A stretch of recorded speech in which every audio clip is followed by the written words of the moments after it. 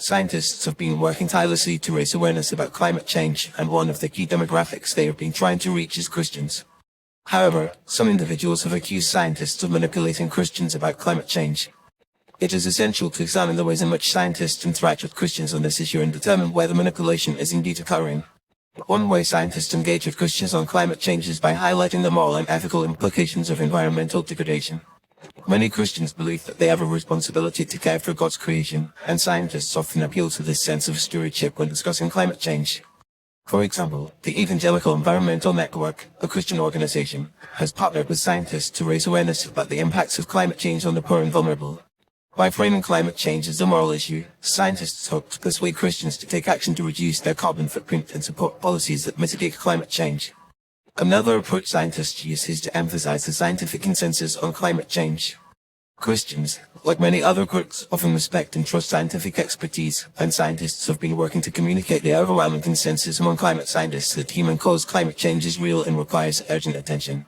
The American Scientific Affiliation, a fellowship of Christian scientists, has been instrumental in promoting this message and encouraging Christians to take climate change seriously. By explaining the science behind climate change in clear and simple terms, scientists aim to build trust and credibility with Christian audiences. Some scientists also engage with Christians by addressing specific concerns and misconceptions about climate change. For instance, some Christians may believe that climate change is not a significant issue because it is mentioned in the Bible as a sign of the end times. Scientists have responded by explaining that while the Bible does contain passages about environmental disasters, these passages do not necessarily imply that humans should not take action to mitigate climate change. In fact, many Christians argue that caring for the environment is a key aspect of loving one's neighbors and fulfilling God's command to care for creation.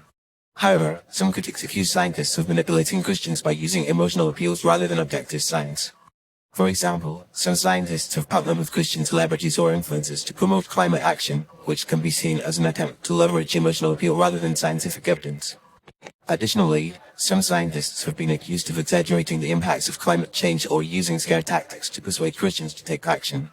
While these tactics may be effective in the short term, they can also undermine trust and credibility in the long term.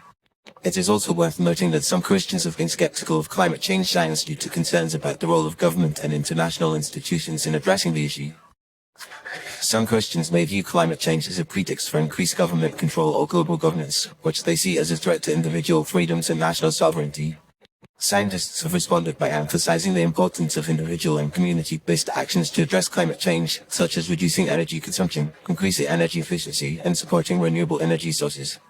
In conclusion, while scientists have been working to engage Christians on the issue of climate change, it is not entirely accurate to say that they are manipulating Christians. Scientists are using a range of approaches to communicate the science and urgency of climate change, from highlighting moral and ethical implications to addressing specific concerns and misconceptions.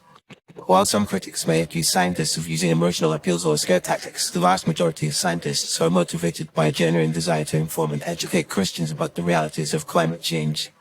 By working together and engaging in respectful and open dialogue, scientists and Christians can build trust and find common ground on this critical issue.